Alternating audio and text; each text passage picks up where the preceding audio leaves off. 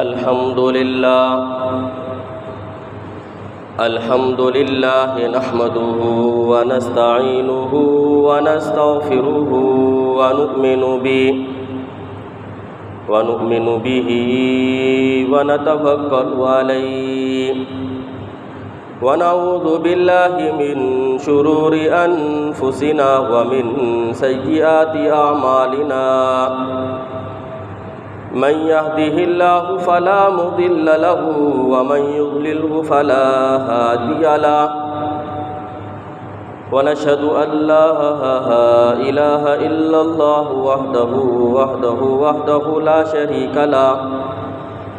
ونشهد أن سيدنا وسندنا ومكينا ومدنينا ومولانا محمدا عبده ورسوله أما بعد فأعوذ بالله من الشيطان الرجيم بسم الله الرحمن الرحيم والسابقون الأولون من المهاجرين والأنصار والذين اتبعوهم بإحسان رضي الله عنهم ورضوا عنه وأعد لهم جنات تجري تحتها الأنهار خالدين فيها أبدا ذلك الفوز العظيم وقال النبي صلى الله عليه وسلم لكل نبي رفيقي في الجنة ورفيقي فيها عثمان صدق الله مولانا العظيم وصدق رسوله النبي الأمي الهاشمي المدني الكريم ونحن على ذلك لمن الشاهدين والشاكرين والحمد لله رب العالمين۔ تمام حضرات عقیدت اور محبت کے ساتھ عبادت اور ثواب کی نیت سے نماز میں پڑھا جانے والا درود شریف ایک مرتبہ بآواز بلند پڑھو۔ اللہم صلی علی محمد وعلی آل محمد کما صلیت علی ابراہیم وعلی آل ابراہیم انکا حمید مجید۔ اللہم بارک علی محمد وعلی آل محمد کما بارکت علی ابراہیم وعلی آل ابراہیم انکا حمید مجید۔ واجب الاحترام عزیزان گرامی، آپ کے سامنے قرآن کریم فرقان مجید 11واں پارہ سورۃ التوبہ کی آیت نمبر 100 تلاوت کی اور سرکار دو عالم تاجدار مدینہ محمد مصطفیٰ احمد مجتبیٰ صلی اللہ علیہ وسلم کی حدیث مبارکہ پیش کی۔ ماہ ذی الحجہ چل رہا ہے، آج 15 تاریخ 1445 ہجری ہے۔ یہ ذی الحجہ کا مہینہ بڑا ہی بابرکت اور باسعادت مہینہ ہے کہ اسی مہینے کے اندر عید الاضحیٰ بھی ہے، اسی مہینے میں ایام تشریق بھی ہیں، اسی مہینے میں حج جیسی عظیم عبادت بھی ادا کی جاتی ہے، اور اسی مہینے میں حضرت ابراہیم علیہ السلام کی سنت قربانی پر بھی عمل کیا جاتا ہے، اور اسی مہینے کے اندر 18 تاریخ کو جمعے کے دن عصر کے قریب داماد رسول خلیفہ راشد خلیفہ ثالث حضرت عثمان بن عفان رضی اللہ عنہ کی شہادت ہے۔ اسی مناسبت سے کچھ گزارشات آپ کے سامنے حضرت عثمان رضی اللہ عنہ کی سیرت کے حوالے سے بیان کرنے کا ارادہ ہے۔ کسی بھی انسان کی فضیلت، بلندی اور مقام کے لیے اصول اور ضابطہ یہ ہے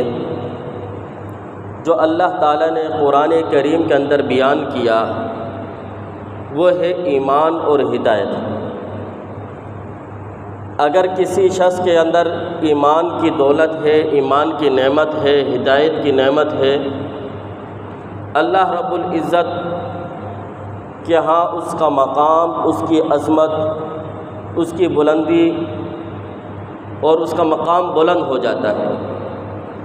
سورۃ الحج کے اندر اللہ تعالیٰ فرماتے ہیں اجعلتم سقایۃ الحاج و عمارۃ المسجد الحرام کمن آمن باللہ والیوم الآخر،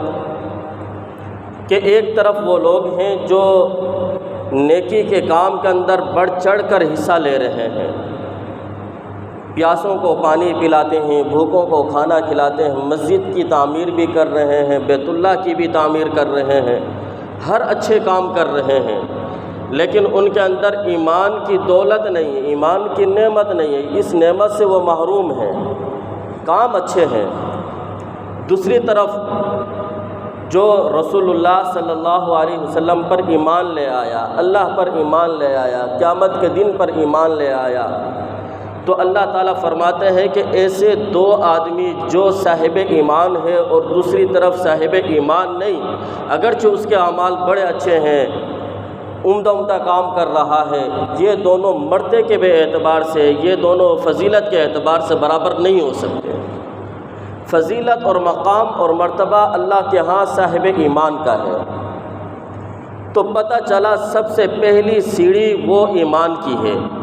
سب سے پہلی شرط فضیلت کے اندر وہ ایمان ہے۔ اگر کسی کے اندر ایمان ہے، کسی کے اندر ہدایت کی نعمت ہے، اگرچہ وہ کیسے بھی اعمال کرتا ہو، وہ فضیلت والا ہے اللہ کے ہاں بنسبت اس شخص کے جو اللہ پر ایمان نہیں رکھتا، اگرچہ اس کے اعمال بڑے اچھے ہیں۔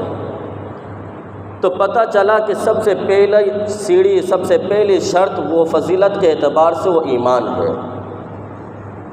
اور پھر دوسری، اگر اس کے ساتھ قرابت بھی آ جائے، رشتہ داری بھی آ جائے کسی بلند ہستی کے ساتھ، مثلا اولیاء کے ساتھ، علماء کے ساتھ، بلکہ اولیاء سے بڑھ کر یوں کہیں کہ اگر انبیاء علیہ السلام کے ساتھ اس کی رشتہ داری ہو تو پھر اس کا مقام اور اس کی عظمت اور ہی بلند ہو جاتی ہے۔ تو سب سے پہلی شرط وہ ہے ایمان۔ حضرت عثمان بن عفان رضی اللہ عنہ وہ عظیم شخصیات میں سے ہیں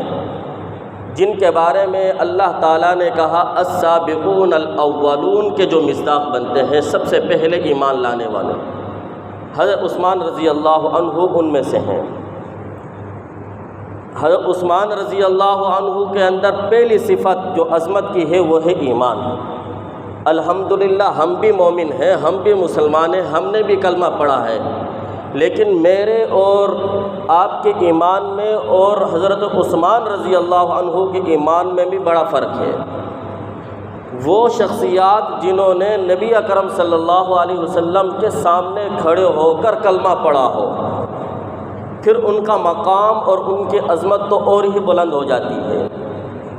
صاحب ایمان ہم بھی ہیں، صاحب ایمان صحابہ بھی ہیں، لیکن صحابہ کا مقام اس وجہ سے بلند ہوا ہے کہ انہوں نے حضور اکرم صلی اللہ علیہ وسلم کے سامنے کلمہ پڑھا ہے۔ تو سب سے پہلی محبت کی دلیل، ان کی عظمت کی دلیل وہ ہے ایمان، اور آپ صلی اللہ علیہ وسلم کے سامنے انہوں نے کلمہ پڑھا۔ اور پھر سونے پر سہاگا، نور علی نور، روشنی پر روشنی، وہ یہ کہ دوسری یہ ہے کہ ان کو نبی اکرم صلی اللہ علیہ وسلم کے ساتھ رشتہ داری بھی حاصل ہے، قرابت بھی حاصل ہے کئی وجوہ سے۔ نسب کے اعتبار سے وہ بھی رشتہ داری حاصل ہے، سسرالی کے اعتبار سے تب بھی آپ کو جو ہے رشتہ داری اور قرابت حاصل ہے۔ حضرت عثمان رضی اللہ عنہ کے والد کا نام ہے عفان، اور ان کے والد کا نام ہے ابی العاص، اور ان کے والد کا نام ہے امیہ، اور ان کے والد کا نام ہے عبد الشمس، پھر آگے سلسلہ ہے عبد مناف، بیچ میں 4 سلسلے ہیں، 5واں سلسلہ عبد مناف۔ ادھر نبی اکرم صلی اللہ علیہ وسلم کے سلسلہ نسب کو دیکھیں کہ آپ صلی اللہ علیہ وسلم کے والد کا نام عبداللہ، آپ کے دادا کا نام عبد المطلب، پھر بن ہاشم بن عبد مناف، بیچ میں 3 واسطے آئے ہیں عبد مناف تک پہنچنے کے لیے۔ ادھر حضرت عثمان رضی اللہ عنہ کے نسب کے اندر 4 واسطے آئے ہیں، تو نسب کے اعتبار سے بھی عبد مناف پر حضرت عثمان رضی اللہ عنہ کا تعلق نبی پاک صلی اللہ علیہ وسلم کے رشتہ داروں سے جڑ جاتا ہے۔ اور پھر دوسری طرف اگر ماں کی طرف سے دیکھا جائے تو ان کی والدہ کا نام ہے اروا بنت قریش رضی اللہ عنہ۔ اروا بنت قریش یہ نبی پاک صلی اللہ علیہ وسلم کی پھوپھی ہیں، پھوپھی کی بیٹی ہیں، آپ صلی اللہ علیہ وسلم کی پھوپھی ذات بہن ہیں۔ اس طریقے سے حضرت عثمان رضی اللہ عنہ کو نبی پاک صلی اللہ علیہ وسلم کے ساتھ جو رشتہ داری حاصل ہے وہ آپ کی پھوپھی ذات بہن کی وجہ سے،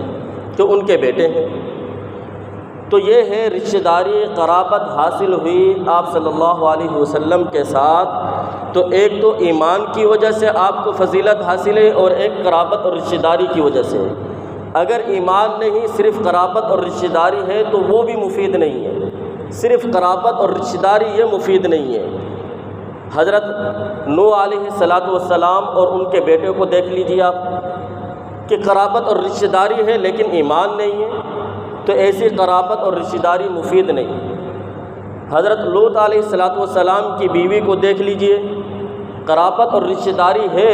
لیکن نبی کی تعلیمات پر عمل نہیں تھا، اس وجہ سے ایمان نہیں تھا، اس وجہ سے یہ قرابت اور رشتہ داری فائدہ مند ثابت نہیں ہے۔ حضرت ابراہیم علیہ السلام کے والد کو دیکھ لیجئے، قرابت اور رشتہ داری ہے۔ قارون کو حضرت موسیٰ علیہ السلام کے ساتھ قرابت اور رشتہ داری ہے لیکن ایمان نہیں، اس وجہ سے کوئی فائدہ نہیں۔ ابو لہب کو نبی پاک صلی اللہ علیہ وسلم کے ساتھ قرابت اور رشتہ داری ہے کہ آپ کے حقیقی چچا ہیں لیکن ایمان نہیں، اس وجہ سے کوئی فائدہ نہیں قرابت اور رشتہ داری کا۔ تو پتہ چلا سب سے پہلی چیز جو عظمت والی ہے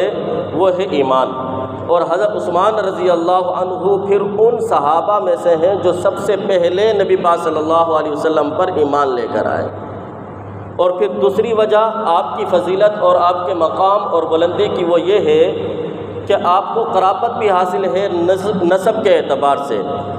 اور سسرال کے اعتبار سے بھی آپ کو قرابت حاصل ہے کہ آپ صلی اللہ علیہ وسلم کی 2 بیٹیاں حضرت رقیہ اور حضرت ام کلثوم رضی اللہ عنہما یہ دونوں حضرت عثمان رضی اللہ عنہ کے نکاح میں تھیں۔ جب سیرت نگاروں نے لکھا ہے کہ جب حضور صلی اللہ علیہ وسلم نے نبوت کا اعلان نہیں کیا تھا، اعلان نبوت سے پہلے آپ نے اپنی دونوں بیٹیوں کا نکاح ابو لہب اپنے چچا کے دونوں بیٹوں کے ساتھ کر دیا تھا، عتبہ اور عتیب کے ساتھ۔ تو ابو لہب جو کہ آپ صلی اللہ علیہ وسلم کا اگرچہ حقیقی چچا تھا لیکن تھا دشمن، آپ کی تعلیمات پر عمل نہیں کرتا تھا۔ جب آپ صلی اللہ علیہ وسلم کو حکم ہوا کہ اپنے رشتہ داروں کو، اپنے قرابت داروں کو، ان کو اللہ کی طرف بلائیے، وَأَنذِرْ عَشِيرَتَكَ الْأَقْرَبِينَ، تو آپ صلی اللہ علیہ وسلم صفا پہاڑی پر چڑھ گئے اور وہاں پر آپ صلی اللہ علیہ وسلم نے لوگوں کو جمع کیا اور کہا کہ اگر میں یہ کہوں کہ پہاڑ کے پیچھے سے ایک لشکر آ رہا ہے جو مکہ والوں پر حملہ کرے گا، کیا تم میری اس بات کو مان لو گے؟ تو تمام لوگوں نے کہا کہ ہم آپ کی اس بات کو مانیں گے، اس لیے کہ ہم نے آپ کا کئی مرتبہ آپ کو آزمایا ہے، تجربہ کیا ہے کہ آپ صلی اللہ علیہ وسلم نے کبھی جھوٹ نہیں بولا۔ اگر آپ یہ بات کہتے ہو تو پھر ہم اس بات پر یقین کر لیں گے۔ تو آپ صلی اللہ علیہ وسلم نے پھر کہا اگر تم میری اس بات کو یقین کرنے کے لیے تیار ہو تو پھر میری اس بات کو بھی جان لو کہ اللہ کے سوا تمہارا کوئی اور معبود نہیں ہے۔ اگر تم یہ کلمہ پڑھ لو لا الہ الا اللہ تو تم کامیاب ہو جاؤ گے۔ جب یہ بات کہی تو ابو لہب جو حضور صلی اللہ علیہ وسلم کا حقیقی چچا ہے، اس نے آپ صلی اللہ علیہ وسلم کو ایک پتھر اٹھا کر پھینکا، تبا لک الہذا جماعتنا، معاذ اللہ یہ الفاظ کہے کہ اے محمد تیرا ہاتھ ہلاک ہو جائے، تیرا ہاتھ ٹوٹ جائے، کیا تو نے ہمیں اس بات کے لیے یہاں پر جمع کیا تھا؟ تو آپ صلی اللہ علیہ وسلم کی جو گستاخی کی، اللہ تعالیٰ نے فوراً قرآن کریم کے اندر جواب دے دیا اور پوری سورت جو ہے اس کی مذمت کے اندر نازل فرما دی، تبت یدا ابی لہب وتب، ابو لہب کے ہاتھ ٹوٹ جائیں، اس کے ہاتھ جو ہے ہلاک ہو جائیں۔ اور پھر آگے وَامْرَأَتُهُ حَمَّالَةَ الْحَطَبِ کہ اس کی بیوی ام جمیل، اس کے بارے میں بھی کہا کہ اس کو بھی جو ہے ہلاکت ہوگی کہ یہ لکڑیوں کا گٹھڑا اٹھا کر جو ہے اپنے سر پر رکھتے ہوئے جائے گی اور اس طریقے سے یہ ہلاک ہو جائے گی۔ جب یہ صورت نازل ہوئی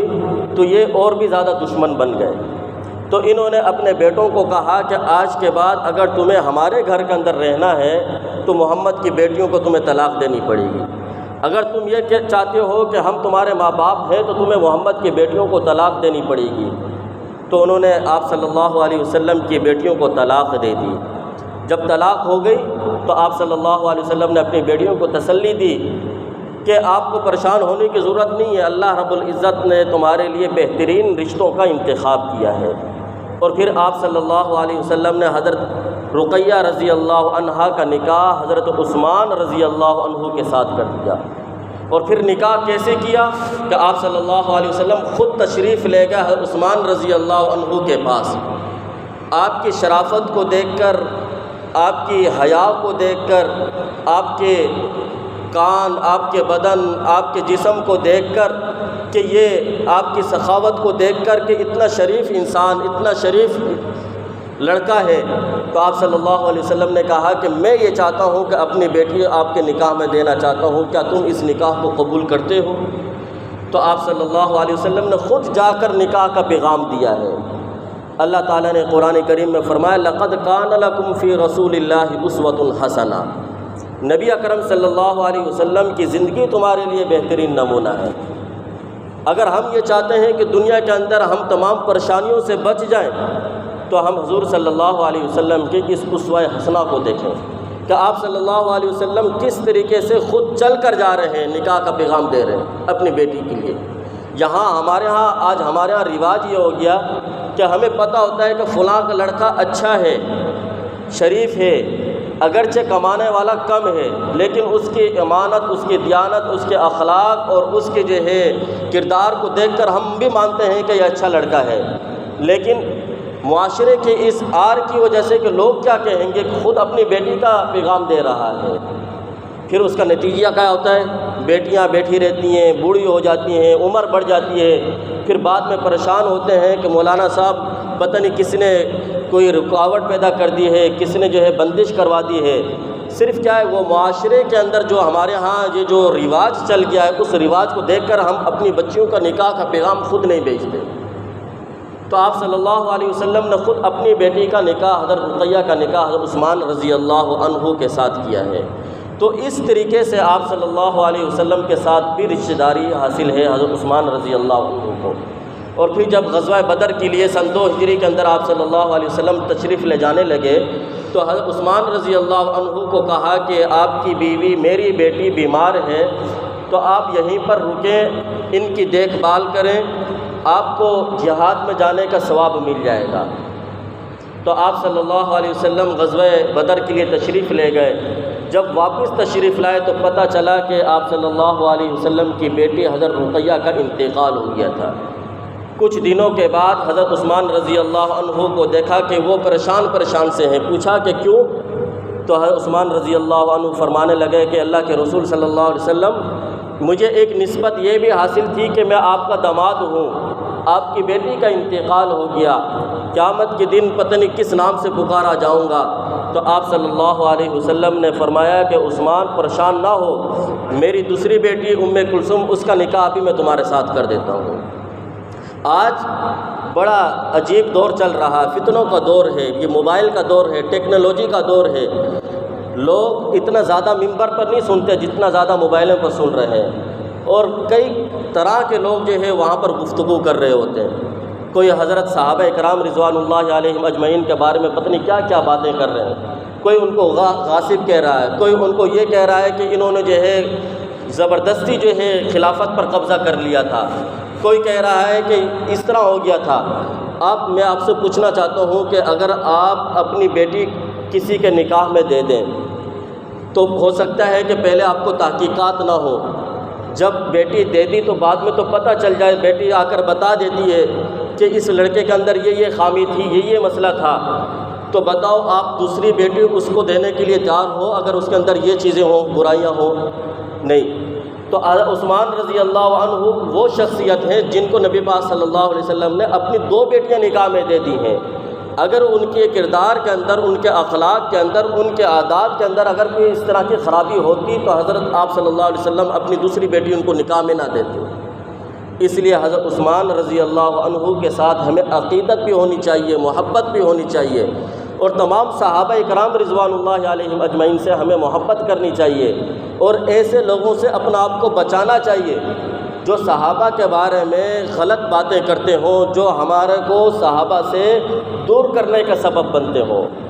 اس لیے کوشش یہ کیا کریں کہ جمعے کے دن خاص طور پر سورۃ الکہف کی تلاوت کیا کریں، اس لیے کہ آپ صلی اللہ علیہ وسلم نے ارشاد فرمایا کہ جو شخص جمعے کے دن سورۃ الکہف کی تلاوت کرتا ہے وہ عظیم فتنہ یعنی دجال کے فتنے سے محفوظ رہے گا۔ اس امت کا سب سے بڑا فتنہ وہ دجال کا فتنہ ہوگا، تو وہ بڑا فتنہ ہے اور یہ چھوٹے چھوٹے فتنے ہیں۔ اگر ہم یہ چاہتے ہیں کہ ہم حق کو قبول کر لیں، ہم حق پر چلیں، ہم صحابہ کرام رضوان اللہ علیہم اجمعین کی محبت ہمارے دلوں میں آ جائے، تو ہم خاص طور پر سورۃ الکہف کی تلاوت کریں جمعے کے دن۔ اللہ رب العزت ہمیں ان فتنوں سے بچائیں گے جو آج ہمارے معاشرے کے اندر پھیل چکے ہیں۔ اللہ تعالی ہمیں صحابہ کرام رضوان اللہ علیہم اجمعین کے ساتھ سچی عقیدت اور محبت عطا فرمائے۔ وآخر دعوانا ان الحمدللہ رب العالمین۔